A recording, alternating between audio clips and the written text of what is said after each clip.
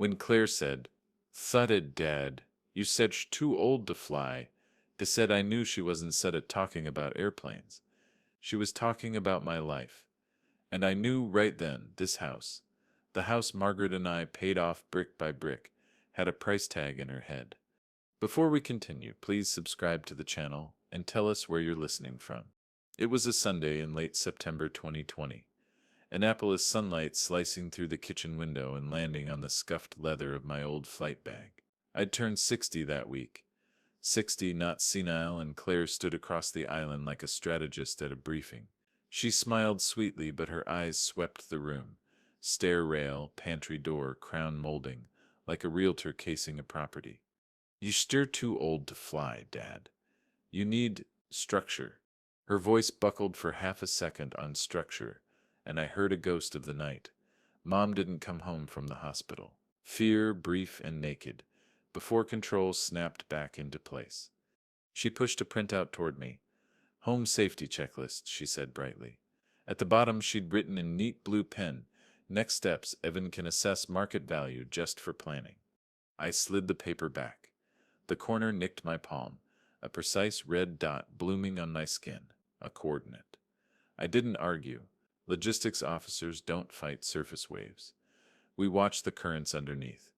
Monday, September 21st, I opened the second drawer of the oak file cabinet and pulled out the manila envelope Margaret had labeled years ago, "House Deed Taxes." Her looping teacher's handwriting, MARG, was like a hand on my shoulder. I tucked that day's $28.41 Safeway receipt behind the deed and underlined the date. Habit, maybe. Instinct, definitely. I was starting a log. Tuesday night, voices drifted from the guest room Claire and Evan had quietly colonized with tote bags, chargers, bottles on my bathroom counter. I stood in the hallway, lights off. Evan Sepp's voice, hushed but careless. "We should move fast before the winter slump." He whispered like the market had ears. Winter slump. The words didn't sting, they clarified. I walked back to my bedroom, sat on the edge of the bed, and let the silence thicken around Margaret's empty pillow. Wednesday, I walked to the marina just to hear the masts clicking in the fall wind. I carried my flight bag like a talisman.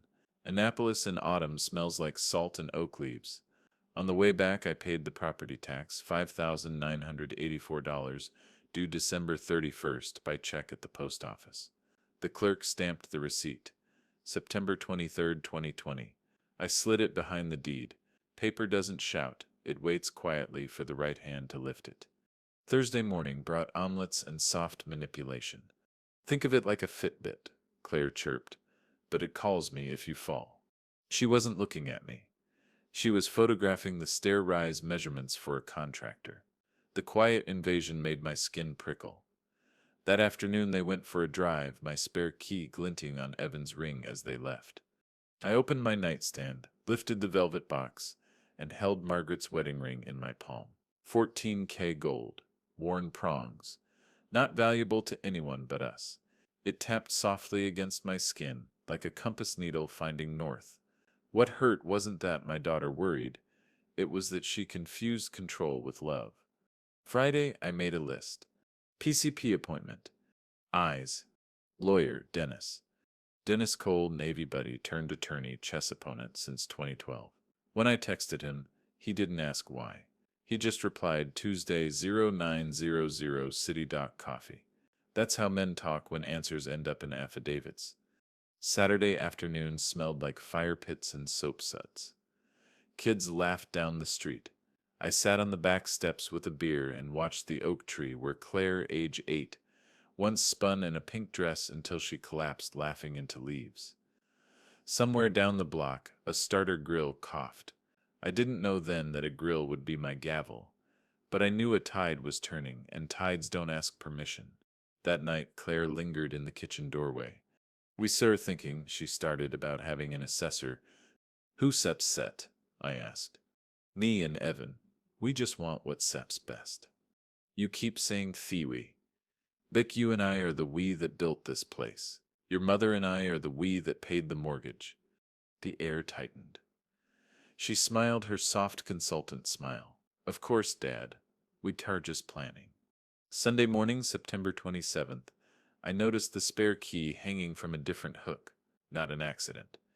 I snapped a photo, 9:12 a.m., and saved it in a folder I'd just created on my phone. House Claire, naming that folder felt like swallowing glass.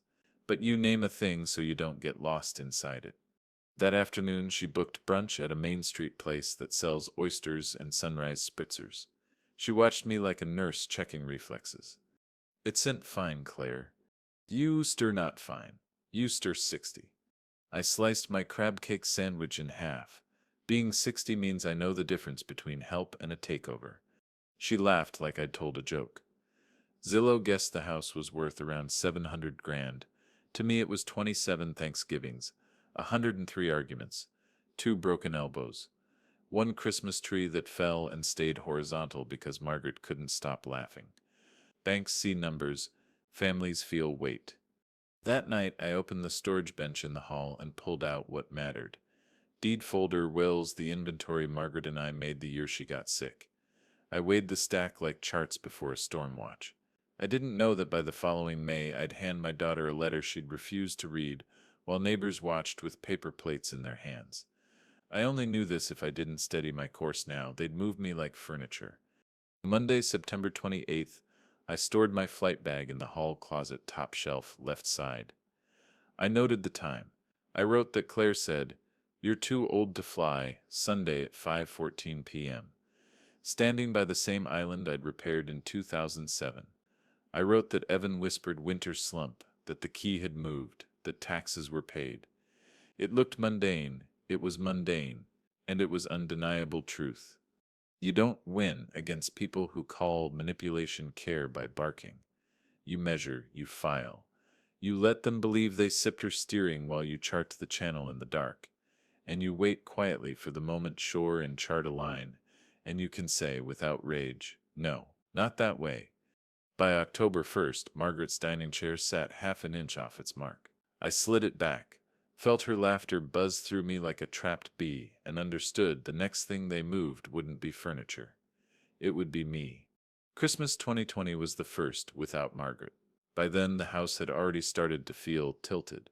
You don't notice the slant at first. It's subtle, like a ship listing a few degrees. But after a while, you start walking differently to stay upright. December 25th fell on a Friday that year. Annapolis got a rare dusting of snow overnight, powder on the eaves, the kind that makes the creek behind the house look like it belongs on a postcard. I woke early, brewed coffee, and set Margaret's chair at the head of the table. It was reflex. 32 Christmases, same ritual. Her seat, my carving knife, Claire fussing with garland. Claire arrived around 10, bundled in a red coat, hair straightened sharp like she was about to deliver a board presentation. Evan followed, balancing 2 casserole dishes, and wearing that realtor's smile he turns on like a light switch. "Dad." Claire kissed my cheek, already scanning. "Looks good," Evan added, nodding toward the mantel like he was appraising the property. By noon the table was set, white linens, the ceramic nativity Margaret insisted on keeping chipped, and her chair right where it always was. Claire walked in with a stack of plates, and without a word slid Margaret's chair 6 feet to the side wall. "To make space," she said, voice light, but her hands moved with the precision of someone rearranging puzzle pieces. I felt the air thin. The room didn't look that different, but it was. That empty space at the head of the table hit harder than I expected. For a second, the sounds of Christmas, Bing Crosby on the speaker, Evan laughing too loudly, faded. All I heard was the scrape of chair legs on hardwood. I didn't say a thing. I just watched her, plates in hand, as she filled the empty spot with a folding chair for Evan's cousin, who had tagged along since it's just you now, just me. That stung more than I let show. Later that afternoon, after the turkey and obligatory photos, I stood at the kitchen sink rinsing plates while Claire and Evan debated ski resorts. Through the reflection on the window, I saw the chair against the wall, Margaret's chair staring back like a silent witness. That night, after they left, I moved the chair back, carefully, precisely. The wood legs fit perfectly into the faint scuff marks left by decades of holidays. I sat in it alone, holding her ring in my hand, and whispered, "I said I'm still here." January arrived like a slap. cold, gray, and brisk enough to make the bay look like metal. Claire began visiting more often, always to check in. But each time she left, something shifted, a new contractor's card on the counter, my mail rearranged, her name scribbled on sticky notes attached to household projects. On January 12th, 2021, a Tuesday, I walked into the kitchen after my morning walk and found a roofing estimate on the island. $4,200. Company Chesapeake Home Renewal. Signed at the bottom, neat corporate penmanship, Claire Hensley. My name was nowhere on it. I stared at that piece of paper like it was written in another language. She hadn't asked, she'd decided. That was the difference. I folded the estimate along the middle crease, slid it into the composition notebook I'd started in September, and underlined the date twice. January 12th, 2021, the day she signed my roof away. I called the company that afternoon. I didn't sign this, I said. Miss Hensley authorized. I is Mr. Hensley, the homeowner. The pause on the line told me everything. They'd assumed control had already shifted. That night, behind my locked bedroom door, I opened the velvet box again. Margaret's ring caught the lamplight. I traced the worn engraving inside, B&M 1983. A flashback hit me like surf. Claire at 8, spinning barefoot under the oak tree in the backyard. Margaret laughing until her hair stuck to her cheeks. That little girl would never have signed my roof without asking. For the first time, doubt crept in. Maybe she was right. Maybe I was slipping. I checked the locks twice that night, and still felt uneasy. Maybe 60 wasn't the same as 40. Maybe grief had made me slower. But then I opened the deed envelope. Margaret's handwriting, looping and alive, stared back at me. House, deed, taxes. My name, sole owner, clear as a bell. Probate had closed 2 years ago. Every document said the same thing. This house is mine. Doubt hardened into something else. Resolve. The next week, I met Dennis at City Dock Coffee. January 19th, 0900. The bay wind cut sharp through our coats, and seagulls strutted along the boardwalk like they owned it. She's testing boundaries, Dennis said. After I laid out the roofing estimate and chair story, he sipped his black coffee like he was back on deployment. Guardianship play? I asked. Not yet, he replied. But Brad, I seen this movie before. It starts with helping. It ends with control. He tapped the folder I kept brought. Keep every document, every receipt, every voicemail. You don't sit fight family with emotion. You fight with records. I nodded slowly. That I understood. Logistics was my battlefield. Paper trails were my weapons. By late January, Claire had started forwarding my mail to her house to keep things organized. She said it so casually, like it was a favor. But when I confronted her gently, she tilted her head and said, Dad, it's such just mail. You stir making this harder than it needs to be. That night, sitting in Margaret's chair with a glass of bourbon, I made a promise I didn't say out loud. I wouldn't let my daughter manage me like a property portfolio. She was my child. This was my life. And as the winter wind rattled the window panes, I realized the betrayal wasn't a sudden storm. It was a slow leak. One loose shingle, one chair moved. One signature not mine. One empty space at the table. She thought she was helping. Maybe, in some twisted way, she was, but every move she made was another quiet erasure. And I had spent my life charting courses through rougher waters than this. So I sharpened my pencil, logged the date, and waited. Quietly. Methodically. Because this was no longer just family tension. This was the opening maneuver of a long game. I've spent most of my life navigating storms, not reacting to them. Spring 2021 was when I stopped wondering if Claire was trying to take control and started gathering proof that she was quietly, precisely, like recon before a naval maneuver. March in Annapolis is deceptive. The sun comes out, the gulls get louder, and for a week or two everyone forgets that the bay can still turn mean overnight. I woke up on March 3rd to a clear blue sky and a chill that stung my lungs. That was the day I walked into Dr. Patel's office for my physical and mental evaluation. I'd scheduled it weeks earlier, not because I thought anything was wrong, but because I wanted paper. Dr. Patel has been my primary for 15 years. He knows me. He saw Margaret through chemo. He's the kind of man who writes notes slowly, deliberately, as if each word could end up in court someday. We went through everything: blood pressure, vision, cognitive testing. He made me count backward from 100 by sevens. List presidents in order, draw a clock. You're sharper than most 40-year-olds, Brad, he said, scribbling something on the chart. Before I left, I asked him to make 2 certified copies of the evaluation. One went into my home file cabinet, under medical. The second I mailed the same afternoon to Dennis's law office, with a brief note, for records. I underlined the date, March 3rd, 2021, in my ledger. Paper trails don't lie. People do. Mid-March, Claire ramped up her helping. She texted daily about home inspections, contractors, even estate planning workshops at her firm. She framed it as care. I logged every single message. March 16th, 7:42 p.m. Dad, I found a great downsizing webinar. Just watch the first 15 minutes. Evan says the market is hot. March 19th, 9:10 a.m. Any progress on the roof? We should lock in work before spring rains hit. March 22nd, 2:05 p.m. Evan can connect you with an appraiser he trusts.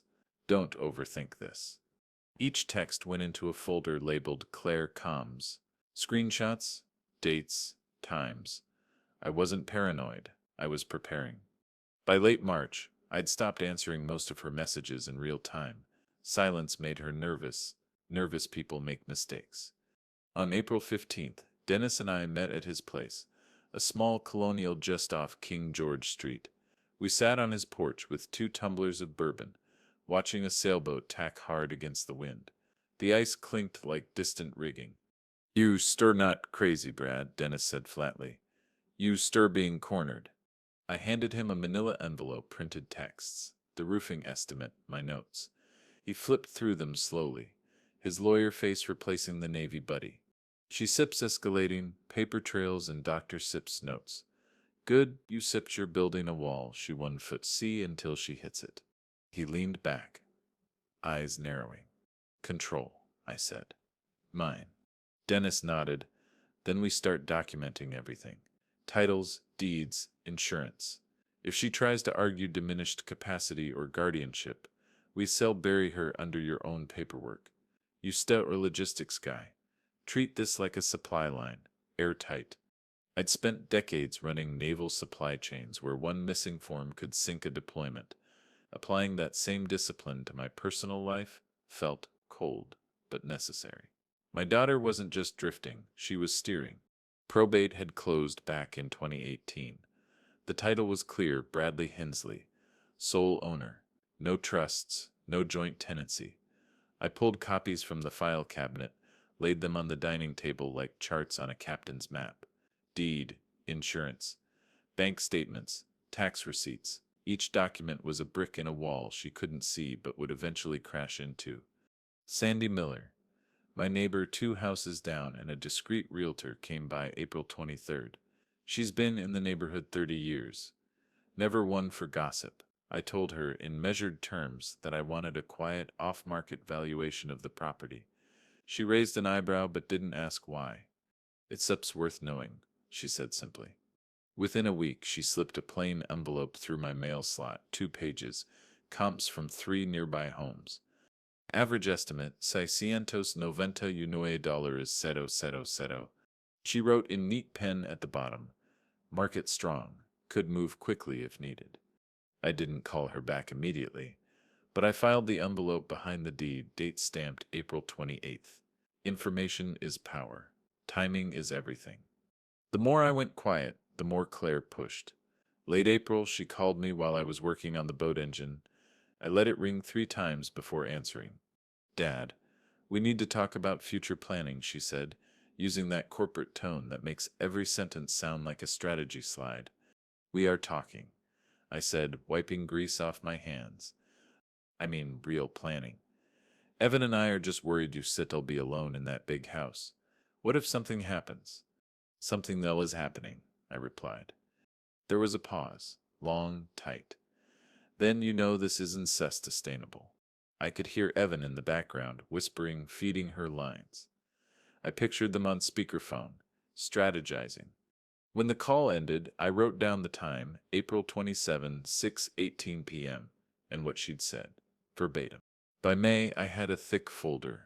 Text valuations, doctor's clearance, contractor estimates, even screenshots of Evan's Zillow searches that he accidentally airdropped during visits. I watched, silently, as their overconfidence grew. The irony was, they thought they were winning. They mistook my silence for surrender. They didn't know silence was my strongest weapon. Every naval operation starts with reconnaissance. Chart the terrain, map the enemy's moves, build supply lines. This was no different, except the enemy was my daughter and her opportunistic husband, and the battlefield was my own home. I didn't enjoy it. God knows I would have given anything for the spring to be about sailing, crab boils, and grandkids running through sprinklers. But instead I spent evenings at the dining table with a glass of bourbon and a stack of files, preparing for a war they didn't even know they'd started. And as the cherry blossoms opened along Main Street, I made myself a promise. I would not confront them head on. Not yet. I'd let them believe the current was theirs to command. Meanwhile, I'd chart every sandbar, every reef, every change in tide. Because when the time came, I wasn't just going to defend my legacy.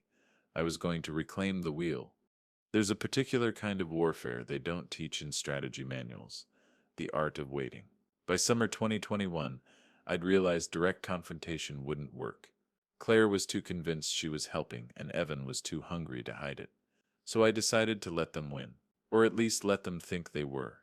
I spent decades in logistics. I know the value of a slow build. You give people rope, you let them pull. Eventually, they hang their own strategy. June rolled in warm and sticky, the bay smelling like salt and diesel. Claire came by one Sunday afternoon in flip-flops and a live, laugh, love t-shirt, her relaxed uniform when she wanted to disarm me. "Dad, we should fix that railing," she said, gesturing toward the back porch. "Buyers notice that kind of thing." "Buyers?" I repeated mildly, sipping my iced tea. "Well, you know, someday." I nodded, non-committal, and wrote it down that night, June 13th, 2021, porch railing comment. I didn't argue. I approved minor updates, all under my name. Railing repairs, a new light fixture, gutter cleaning. Evan called them curb appeal investments. I called them documentation. Every invoice went into a separate file folder: dates, amounts, company names. If they wanted to make my house look ready for sale, fine. They'd do it on my paper. Autumn brought contractors and analysts. Evans strutted around like he already held the deed, talking about potential staging options and market positioning. I smiled, served lemonade, and listened. On September 17th, 2021, he stood in the living room with a young woman carrying an iPad. "Open floor plan," she said, looking around. "Buyers love light." Evan nodded like a proud developer.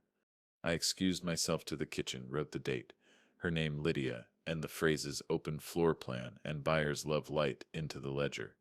They thought I was retreating into my old man world, quiet, agreeable, harmless. That was exactly what I wanted them to think. Meanwhile, Sandy and I kept working quietly. She updated the off-market valuation twice in 2022 as prices climbed.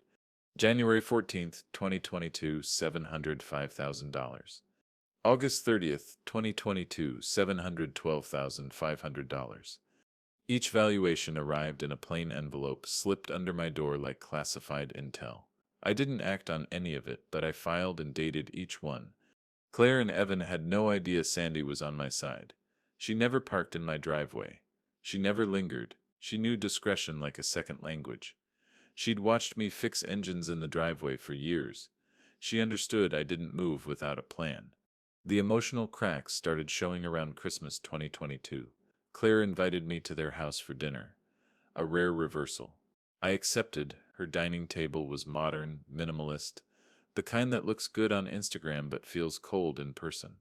Midway through dessert, she took my hand. "Dad," she said softly, eyes glistening. "I just don't want to lose you like Mom." For a brief second, I saw it. Beneath the control, beneath the strategic language, was fear. My daughter's fear of being left alone, of watching time slip through her fingers like it did with Margaret, her hand squeezed mine. And for that moment, I almost believed her intentions were purely emotional. But then she said, "We should make things official just so everything is clear if something happens." There it is, I thought. The soft heart wrapped around a legal maneuver. I squeezed her hand back and said nothing. Sometimes silence is the sharpest blade. Over those 2 years, my house slowly transformed, not physically, but strategically. They brought in consultants to assess landscaping. They left glossy real estate magazines on the coffee table. Claire began talking casually about streamlining the estate like we were colleagues on a corporate project. And I nodded, smiled, let her schedule painters and roofers. Every change was authorized by me. Every receipt kept, every interaction logged. My house became both a home and a trap, one they were building with their own ambition. Kevin started bragging to neighbors. That's when I knew the trap was closing. One Saturday in September 2022, Dennis was over for chess. We sat on the porch drinking bourbon when Evan's voice carried across the yard. "She's got him right where she wants him." Evan chuckled to his buddy near the hedge. "How Setzel'll move fast once Setzel's ready. Honestly, he won Setzel's even know what hit him." Dennis looked at me over his glasses. "Did you catch that?" "Loud and clear," I said, pulling out my phone. I typed the date, exact quote, and time into the ledger. Dennis raised his glass slightly. "That sips your witness statement right there." In November 2022, Claire had duplicates made of my house keys for emergencies. She handed me one back at Thanksgiving dinner, eyes wet, voice trembling. "I just want to make sure I can check in if anything happens," she said. I watched her slip the duplicate onto her key ring like a prize. I smiled, kissed her cheek, and pocketed the key she gave me. Later that night, I checked the locks, traced the grooves on my original key, and placed both into a small velvet pouch with Margaret's ring. Control was shifting, but not in the way she thought. Through all of this, I kept quiet. Neighbors thought I was mellowing with age. Claire thought I was finally coming around. Evan thought he'd already won. But every Sunday evening, I sat at the dining table with my ledger, my receipts, and a glass of bourbon, reviewing the past week like a commander reviewing reconnaissance reports. I wasn't losing control. I was setting the board. And by the end of 2022, the board was ready. Every piece was in place. Claire had her keys. Evan had his buyers. Sandy had my valuation. Dennis had his notes, and I had time. Time is the weapon of the patient, and patience was something I had in spades. By January 2023, their confidence had turned into certainty. They thought they'd mapped out every inch of the battlefield. What they didn't know was that I'd already started drawing new maps underneath theirs. This was no longer reconnaissance. This was the beginning of my counteroffensive. Winter in Annapolis that year was mild, almost suspiciously so. The bay didn't freeze. The gulls didn't quiet.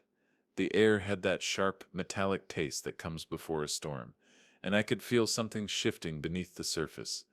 Claire started the year with her usual efficiency. On January 4th, she showed up unannounced, laptop under her arm, Evan trailing behind with his realtor's swagger. "We're just trying to get ahead of things," she said, setting up at the kitchen island like it was a boardroom table. Evan opened a slideshow on his screen. Actual slides. Market trends, comps, emerging neighborhood demand. He even had a bullet point titled Timeline. Ideal sale window. I leaned against the counter, arms crossed, and watched the performance. They were so sure they were being clever. Claire's pen clicked rhythmically. Evan gestured with the confidence of a man who'd already spent money he didn't have. "Early summer is prime," Evan said, tapping the screen. "May or June. If we position it right, you set'll get top dollar before the July lull." Top dollar for who? I thought. I nodded, slow and thoughtful, letting silence hang just long enough to make Claire feel it. "Dad," she said gently, "this is a win-win. You said have less to worry about. We said make sure everything's set smooth." Smooth for them. Meanwhile, Sandy had been working quietly on my request from the previous fall. In mid-January, she found a couple, Tom and Linda Harrison, recent retirees from Baltimore looking to downsize near the water. They wanted something exactly like my place, single story, near the marina, move-in ready. On January 22nd, we met discreetly at our office after hours. No for sale signs, no Zillow listings, just manila folders and black coffee. They said her serious buyers, Sandy said, and they said her willing to cover property taxes and a 2% commission to close quickly. I read through their offer, $699,842. Not a round number specific calculated. I liked that. It told me they'd done their homework. I didn't sign anything yet, but I shook Sandy's hand and told her to keep everything off market and under wraps until I gave the word. She nodded, understanding without needing explanation. Information is power. Timing is everything. As January slid into February, Claire's control tightened like a vice. She started forwarding my mail again, only this time she didn't ask. She set up consultations with estate planners, financial advisors, even a moving company. One day I came home from a morning walk to find a brochure taped to my door. Senior relocation made simple. In the corner, Claire Sipp's handwriting thought this could be helpful. See. I took the brochure inside, placed it flat on the table, and photographed it with my phone, timestamped February 11th, 8:47 a.m., before filing it in my ledger. Then I sat down with a fresh legal pad and wrote across the top in block letters, Operation Harrison.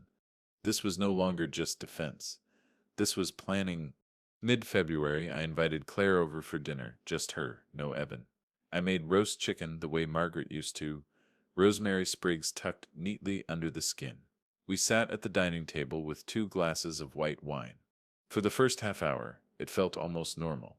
She talked about work, about her promotion. I listened, smiled, even laughed a little, but eventually, inevitably, she shifted gears. Dad, she said, setting down her fork, we need to finalize a plan. Greece is booked for May, and Evan wants everything lined up before we leave. I looked at her carefully. Greece?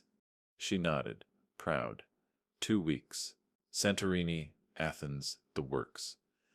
We thought once we set your back, we can really hit the ground running with the sale. The sale? She said it like it was already decided. I tried, one last time, to reach the part of her that used to spin barefoot under the oak tree. Claire, I said softly, let Foots slow down. Talk with Dennis. Make sure we are doing this the right way. She smiled that polished corporate smile that used to charm professors and bosses. We sell. Circle back after Greece, Dad. Dawn set worry.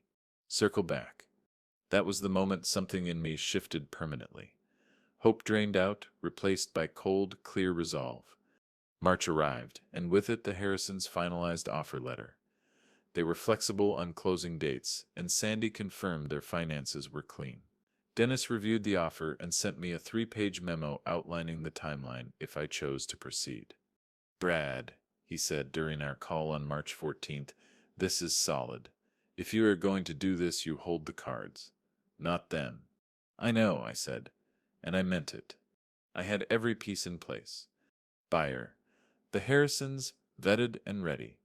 Legal, Dennis quietly looped in. Real estate, Sandy, discreet and loyal. Financial, clean title, no debt. All I needed was the right moment to strike. Claire and Evan, meanwhile, kept laying groundwork for a sale they didn't control. Evan scheduled an appraiser without asking.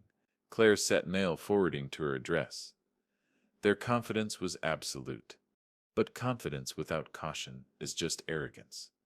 I spent March cleaning the house, not to impress them, but to prepare for my own exit on my own terms. I packed Margaret's jewelry, boxed up documents, labeled storage bins.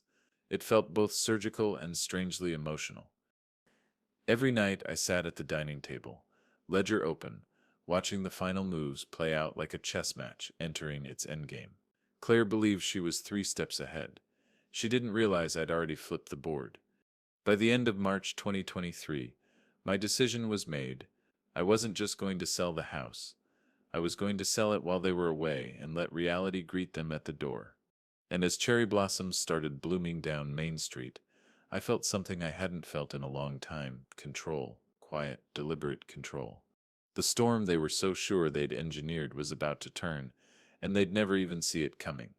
Some storms don't arrive with thunder, they arrive with plane tickets and overconfidence. May 2023 was when all the quiet logging, every receipt, every date, every sleepless night at the dining table, finally paid off. The first sign came on April 29th. Claire called mid-morning, her voice bright and brittle. Dad! Just confirming we fly out May 10th. Santorini first, then Athens. 2.5 weeks. Sounds nice, I said. It'll be amazing, she gushed. And while we start gone, maybe you can look at those estate planning documents. We still tackle everything when we get back. She said it like the endgame was already written. I didn't correct her. I just noted the date, time, and her phrasing in my ledger. I underlined 2.5 weeks twice. In the days before their departure, Claire moved fast. She set up forwarding on more of my mail, left a binder labeled transition plan on the kitchen counter, and even arranged for an appraiser to come by while we set our away. I let her. Every step she took only tightened the noose she'd built around herself. She thought this was her timeline. She didn't realize she was walking straight into mine. Dennis and I met May 3rd at his office. He had the Harrisons' revised offer letter on his desk, signed and dated. They set ready, he said. Title SEP's clean. Funds are verified. They can close in 3 weeks. Let's do it, I replied.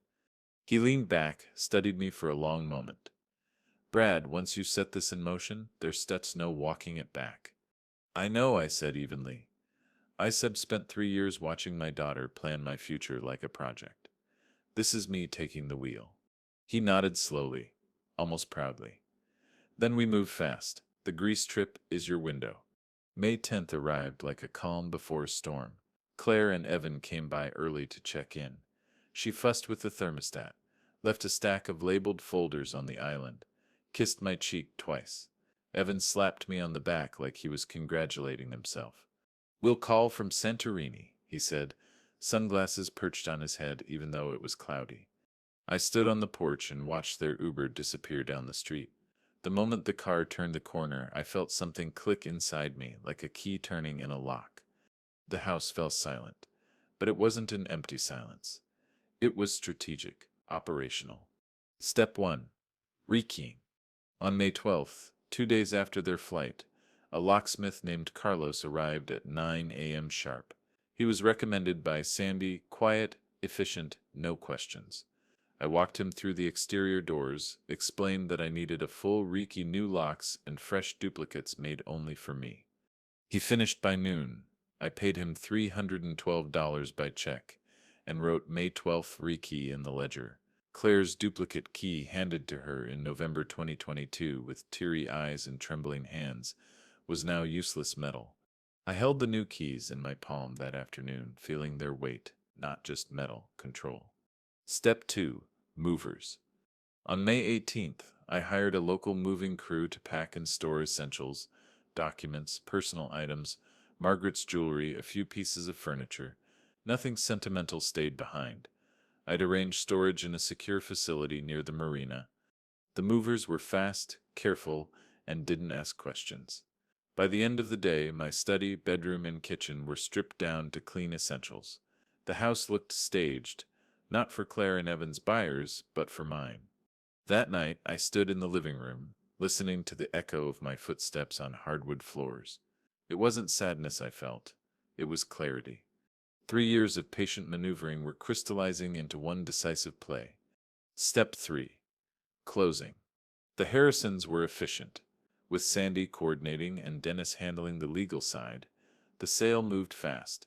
Title transfer and paperwork were all lined up weeks in advance. On May 24th, 2023, a Wednesday, the sale closed. Final number $699,842.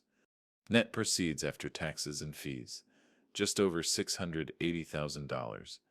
Dennis sent certified mail and emails that morning to Claire's address, her work, and her lawyer, just in case she tried to claim ignorance later. Everything was legal, notarized, recorded. I withdrew a small amount into my checking, moved the rest into a trust account Dennis helped me set up, ironclad. When the wire confirmation came through at 2:17 p.m., I stared at the screen for a long time. This house was never about the money, but seeing that number sitting there, secure, untouchable, felt like finally exhaling after holding my breath for years. Step 4. The mantel envelope. Before leaving, I placed a single envelope on the mantel, a copy of the deed, a photo of Margaret standing under the oak tree. One handwritten line, check the records, Claire. It wasn't set cruelty. It was truth, laid bare. On May 26th, 2 days after closing, I loaded the last box into my truck. Margaret's ring was in my pocket. My flight bag was on the passenger seat. I walked through each room slowly, touching door frames, remembering laughter, arguments, quiet mornings. This time I wasn't clinging to the past. I was walking toward my future. Before locking the door for the last time, I turned and looked at the house, not as a fortress I was defending, but as a completed mission. Every step, every receipt, every delay had led to this moment. I locked the door, pocketed the keys, and didn't look back as I drove away. Claire and Evan were still sipping wine on a balcony in Santorini, posting sunset photos, completely unaware that the house they'd spent 3 years scheming over was no longer theirs to manipulate. They'd come home to a surprise they would never forget. And I'd finally taken back what was mine, not through anger, but through patience, precision, and timing. Some endings don't happen in courtrooms or boardrooms. Some happen on freshly mowed grass, under string lights, with the smell of barbecue in the air. For me, it happened on Memorial Day, May 29th, 2023, the day my daughter walked up the driveway carrying a casserole dish, completely unaware that the battlefield she thought she controlled was already lost. The morning started quiet. I woke early in my new rental overlooking the marina, brewed coffee, and watched sailboats glide out to the bay. The house was gone. The proceeds were secure in trust. The keys were on my ring, but they didn't unlock that door anymore. At 8:15 a.m., my phone buzzed, a text from Claire. Hosting BBQ at the house later. Everyone sits excited. Bring your famous potato salad, fool. I read it twice. Hosting BBQ at the house. The irony made me laugh out loud. She still thought it was hers to use, hers to control, hers to showcase. I didn't reply. I didn't warn her. Some truths need to be lived, not explained. By noon, the street was alive with the usual neighborhood rhythms, flags hung on porches, kids racing on bikes, the faint pop of a grill starter clicking somewhere nearby. I parked a block away and walked slowly, deliberately down the familiar sidewalk. Claire's SUV was already in the driveway. Evan's truck was parked half on the lawn, like he owned the place. A folding table was set up out front with trays of food. Their laughter floated down the street, carefree and confident. Claire stood at the door in a sundress, holding a casserole. Evan was fiddling with the lock, key in hand, talking over his shoulder to a neighbor. I watched from the sidewalk as he tried the key. It didn't his turn. He frowned, jiggled it, tried again. The key jammed uselessly. Claire laughed at first. Oh, come on, Evan, you said you're doing it wrong. She tried next. Her face changed slowly, like watching a sky cloud over during a picnic. The key didn't fit. I chose that moment to step forward. Problem? I asked casually. She turned, casserole trembling slightly in her hands. For a heartbeat, her expression lit up. She thought I'd come to join the party. Then she registered the look on my face. Dad, what's going on? Did you change the locks? Neighbors were starting to drift closer, Sandy among them sipping lemonade, her realtor eyes calm and unreadable. I shrugged lightly. I thought you might be having a party. Evan barked a laugh, trying to regain control. Funny, just open the door, Brad. I didn't move. Behind them, in the backyard, I heard voices, new voices. The Harrisons' Tom's deep laugh, Linda's lighter one. They were grilling. The scent of charcoal and marinated chicken drifted through the air. Claire's head turned slowly toward the sound, her brow furrowing. She stepped off the porch and walked toward the side gate. Evan followed. I walked behind them, silent. They rounded the corner into the backyard. There it was. The Harrisons had set up lawn chairs, a small cooler, and their new grill. Tom was flipping chicken breasts. Linda waved cheerfully. Happy Memorial Day, she said brightly. You must be Claire. Claire froze, the casserole tilted in her hands. Tom extended his hand toward Evan. Tom Harrison. Great to finally meet you. Evan didn't shake it. What the hell is this? He demanded. I stepped forward then, hands in my pockets, calm as a man watching a tide come in. Oh, I said. Didn't said I mention? I sold the house. The silence that followed was exquisite. Claire's mouth opened, closed, opened again, like a fish gasping for air. Evan's face went from confusion to red fury in seconds. You what? Claire finally managed. I sold the house, I repeated. Closing was May 24th, everything SEPs recorded. Tom and Linda are the new owners. Evan spun toward me. You can do that. I can, I said evenly. And I did, sole owner, clear title, clean sale. Claire Sip's voice cracked. But, Grease, we had plans. I pulled a folded envelope from my jacket pocket. It was a copy of the one I'd left on the mantel. I handed it to her carefully. Inside deed copy, Margaret's photo, the line, check the records, Claire. She unfolded it with shaking hands. Her eyes flicked from the photo to the deed. To me, you blindsided us. No, I said softly, you blinded yourselves. Neighbors had gathered now, forming a loose semicircle.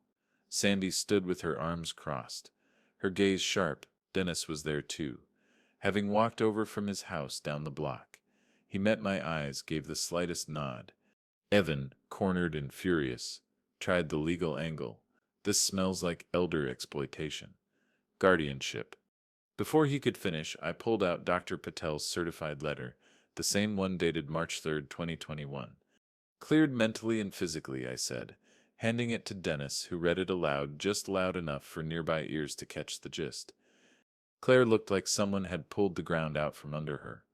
All the months of secret planning, control, and whispered strategy collapsed in the backyard sunlight. You didn't even talk to us, she said finally, tears forming at the corners of her eyes. We just wanted to make sure you were taken care of. I know, I said quietly. And I took care of myself. Tom and Linda stood respectfully to the side, trying to give space but witnessing everything. Their presence wasn't awkward. It was poetic. They were living proof of the new reality. Evan made one last attempt. This isn't set over. You can set to just... Dennis cut him off smoothly. It sets over, recorded sale, trust secured. No legal standing on their part. I suggest you finish your casserole before it gets cold. Laughter rippled through the small crowd. Not cruel, but shocked, uncomfortable, real. Claire's face flushed deep crimson. She turned to me. Eyes wet, voice trembling. Why would you do this to us? I met her gaze steadily. I didn't do this to you. You tried to decide my life for me. I decided it myself. Eventually they left.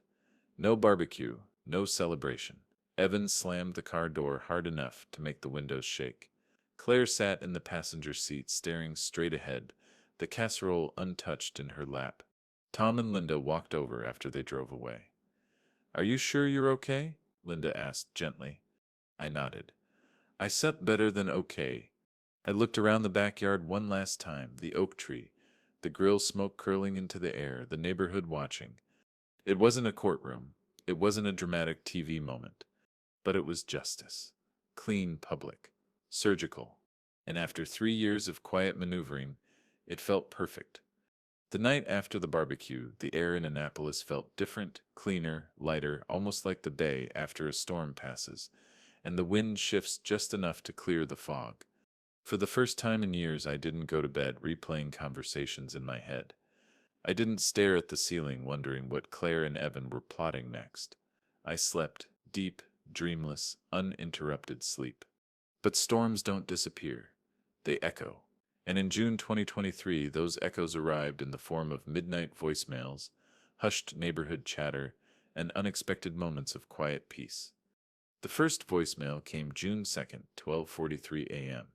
Claire's voice was shaky, high-pitched in that way it got when she was trying not to cry. Dad, please, call me back. I don't understand how you could do this. We such your family. We should have talked. This isn't such a you. I didn't delete it. I didn't respond either. I saved it to a new folder on my phone called Echoes, dated it, and went back to sleep. The next day, Evan's message arrived. 2:17 a.m., June 3rd. Brad, this is ridiculous. You blindsided us. You still gonna regret this. You think this is over? It's not over. He sounded less angry than he did desperate, like someone who just realized the ground they were standing on wasn't theirs. I forwarded the message to Dennis, who replied the next morning with 2 words: keep everything. By mid-June, Claire oscillated between fury and tears. June 8th, 9:32 p.m. Tearful apology. I just want to talk, Dad, please. June 11th, 1:04 a.m. Angry voicemail. You don't get to cut us out like this. June 14th, 10:21 p.m. Quiet, almost broken. I don't even know who you are anymore. Each one went into the folder. Dates, times, transcripts. Not because I planned to use them against her, but because I'd learned the value of documentation. Even echoes deserve a ledger. The neighborhood, of course, was buzzing. Annapolis isn't a big city. News travels like wind over water. At the Marina coffee shop one morning, I overheard 2 women at the next table whispering, "Did you hear what happened with the Hensley house?" Claire got outmaneuvered by her dad. Sold it right from under them. Good for him, one of them said, sipping her latte. She's just been bossing him around for years. They didn't know I was sitting right behind them. I didn't interrupt. I just smiled into my coffee. Sandy told me later that the barbecue scene had already become a kind of neighborhood legend. People love a story, she said with a shrug, especially one with a twist ending. Meanwhile, my days took on a new rhythm. Morning walks along the marina, black coffee on the balcony, long afternoons tinkering with the boat engine or reading old navigation logs. June 15th, the trust funds landed officially, $680,000, secured and verified. Dennis called to confirm. "It's done," he said simply. I remember standing on the balcony that afternoon, watching the sails flicker in the distance, the warm breeze against my face. For the first time in years, my future wasn't being planned for me. It was mine, entirely mine. Claire tried one last emotional gambit on June 21st. She showed up unannounced at my new place. She stood at the foot of the steps, sunglasses hiding her eyes, arms crossed tightly over her chest. "I just need to understand," she said. I leaned on the railing, keeping my voice calm. "Understand what, Claire? That I made a choice?" "You should trusted me," she snapped. I shook my head slowly.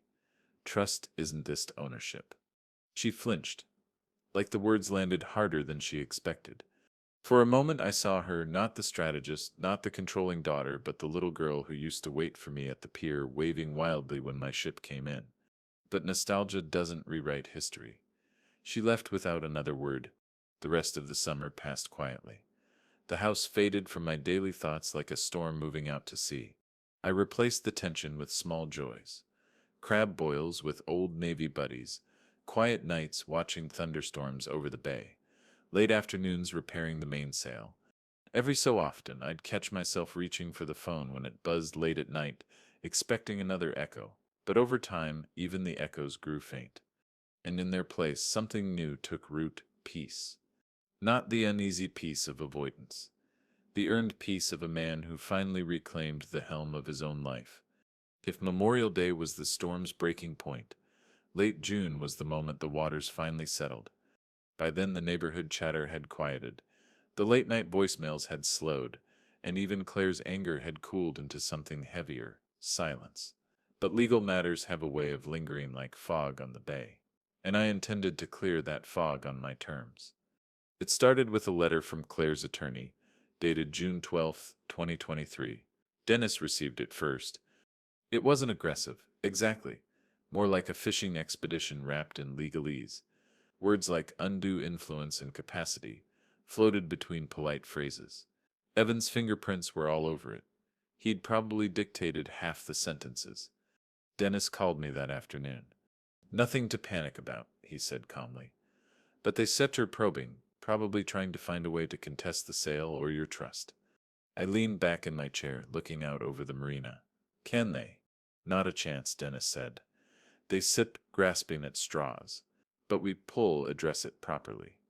Mediation SEP's the fastest way to shut this down.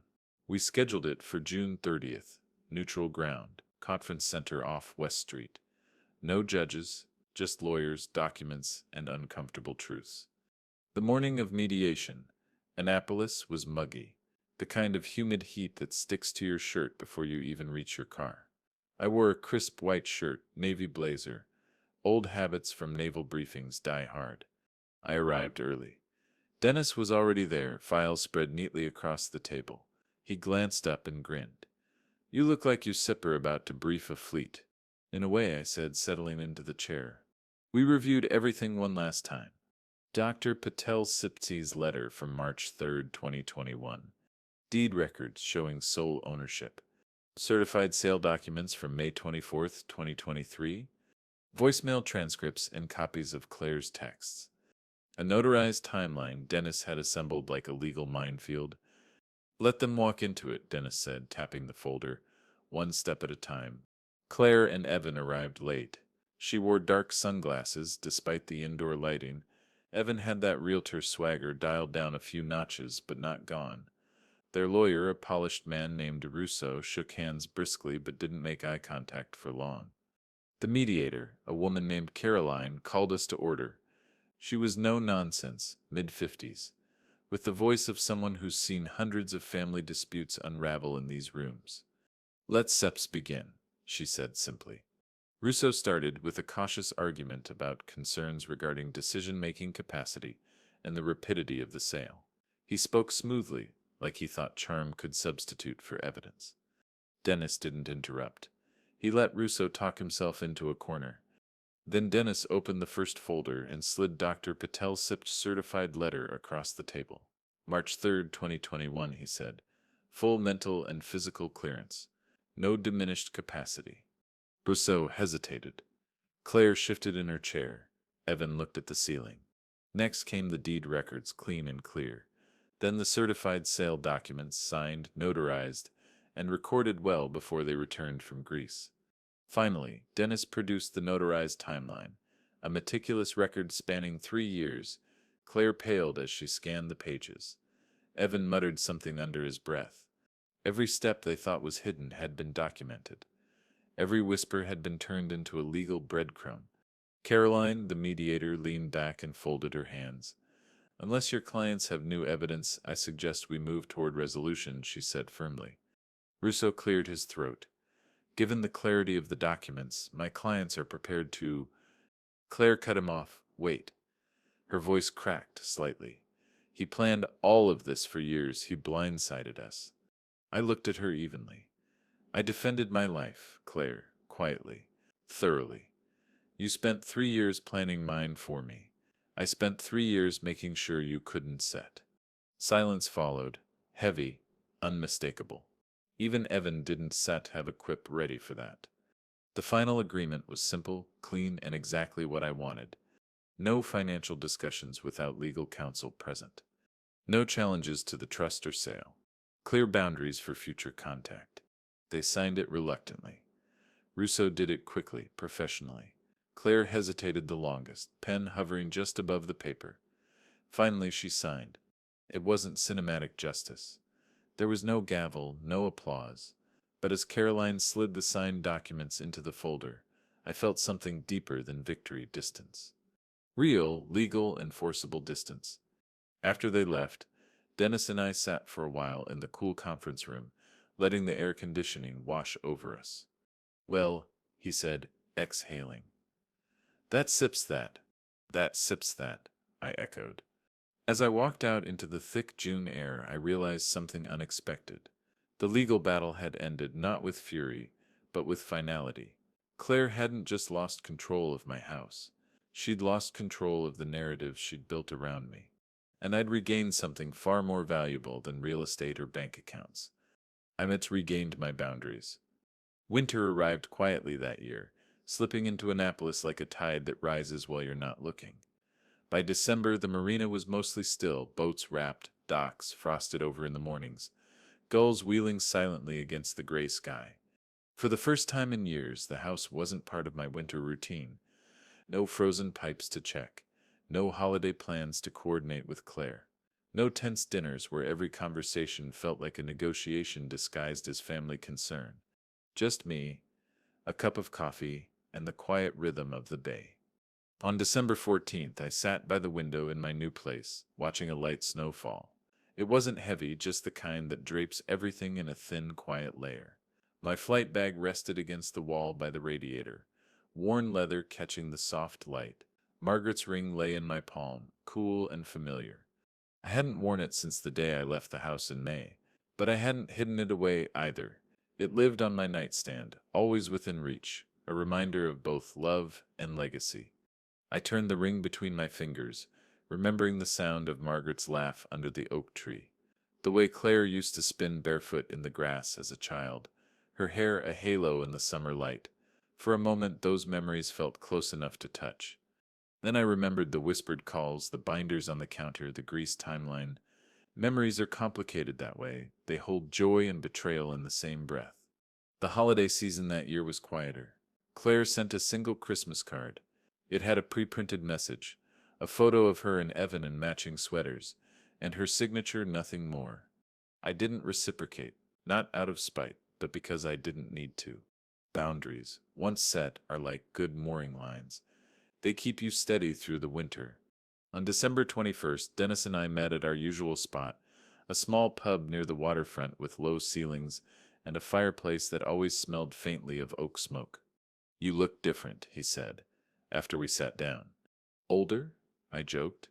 "No," he said, smiling. "Lighter." We clinked glasses. Bourbon for me, beer for him. "You did everything by the book," he said after a while. "Most people would self-exploded at some point.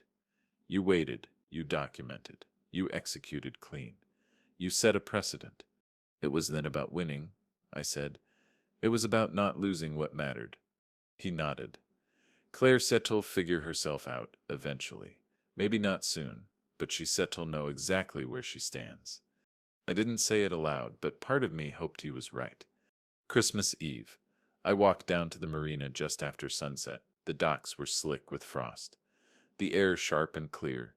A few boats still had lights strung along their masts, reflecting off the water in long, trembling lines.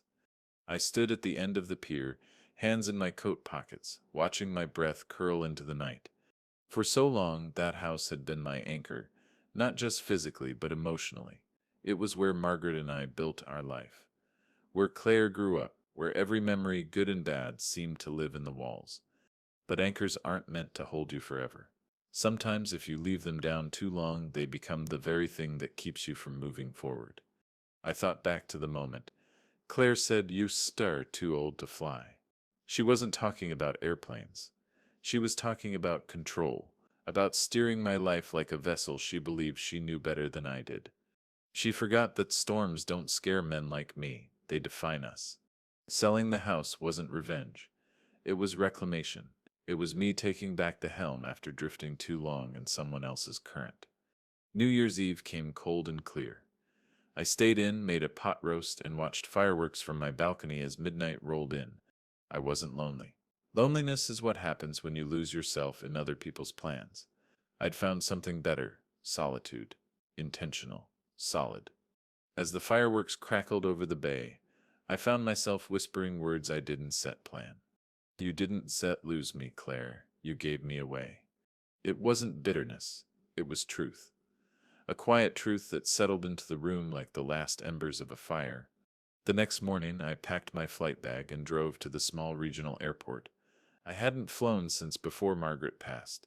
That morning, I took the Cessna up over the bay, the winter light turning the water silver. At 3,000 feet, I looked down at Annapolis, the marina, the rooftops dusted with snow, the invisible lines between past and present. I wasn't escaping. I was charting a new course. And for the first time in years, the compass pointed exactly where I wanted it to.